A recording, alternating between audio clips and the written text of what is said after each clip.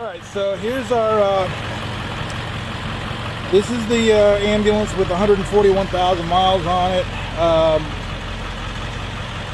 Here's the back. It's got a great floor. Floor's in good condition. That seat's not in too bad a condition. It does have some tears here. It's pretty common. It's got the integrated child seat.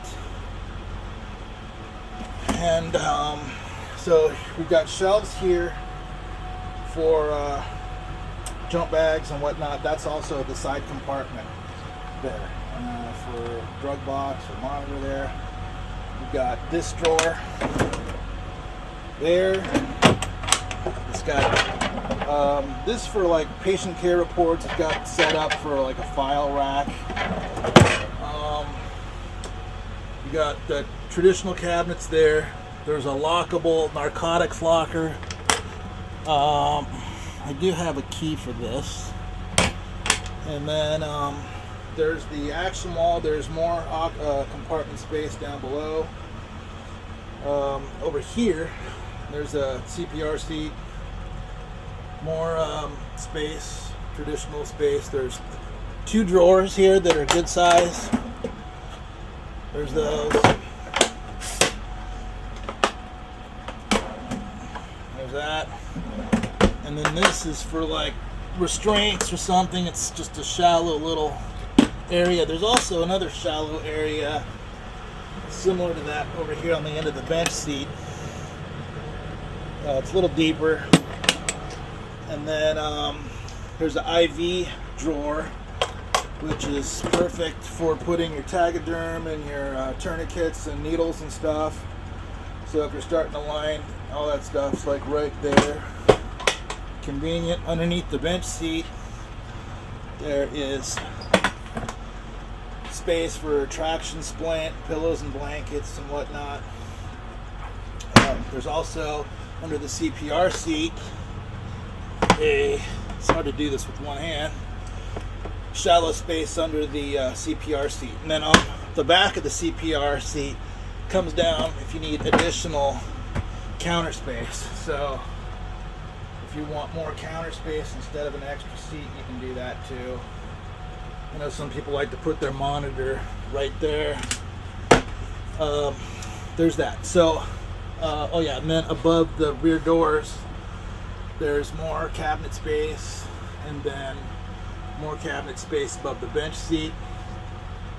IV hook over the bench seat, and then there's two over the gurney. There's oxygen outlet on the bench seat wall, and then we've got two outlets on the main wall.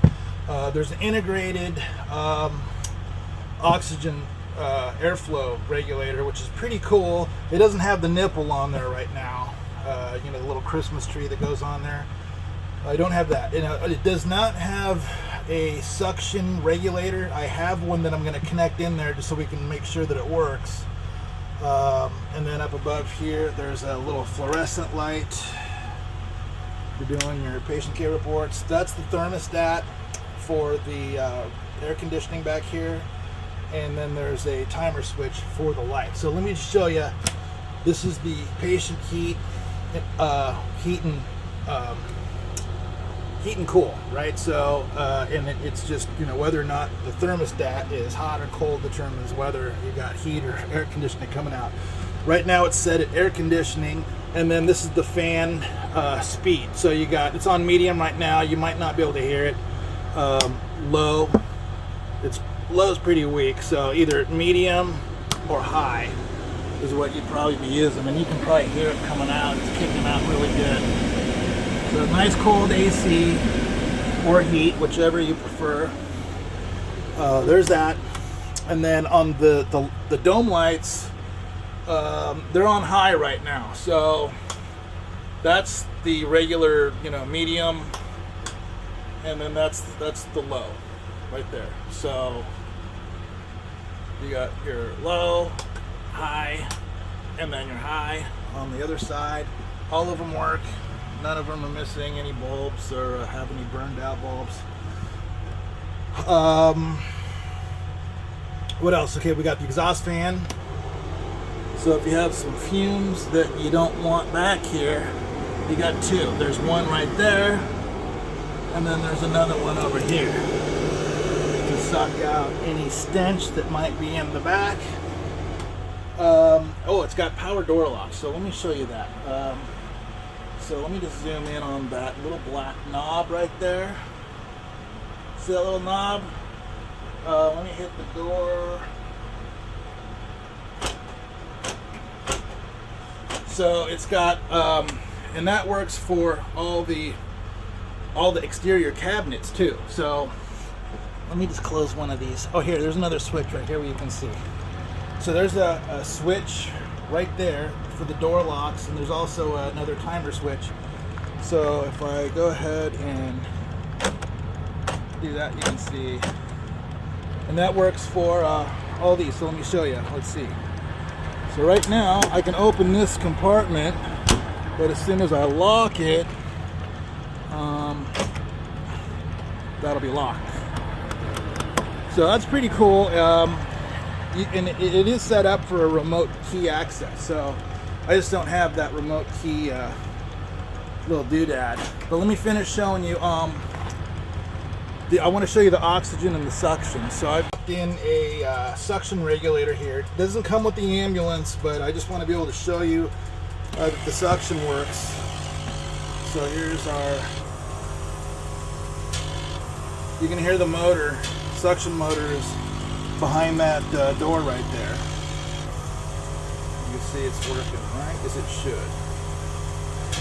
Okay, and then I put the, you can see the oxygen is at 2,000 pounds. It's a full tank.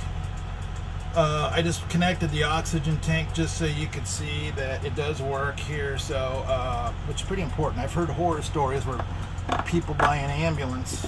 Got the emergency. It's got the emergency bypass valve. So there's that. That's 25 liters.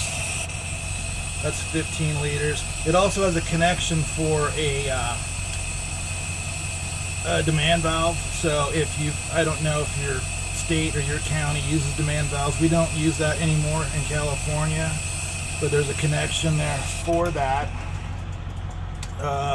So you can do positive pressure or whatever. Some areas still do that.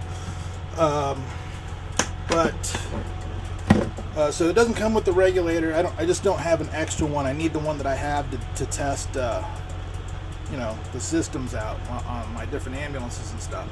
It does have the container for the suction canister, and you can put one more oxygen outlet there if you want to. This one's particularly cool though. It's integrated in there, heavy duty, and it's angled, so when the Christmas tree is on there, if you forget to disconnect it before your partner pulls the patient off, because it's angled like that, it'll just come right off as the patient is pulled out of the ambulance.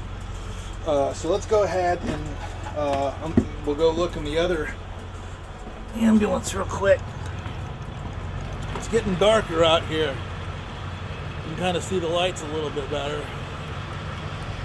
Alright, so over here, connect this real quick. Turn the suction on.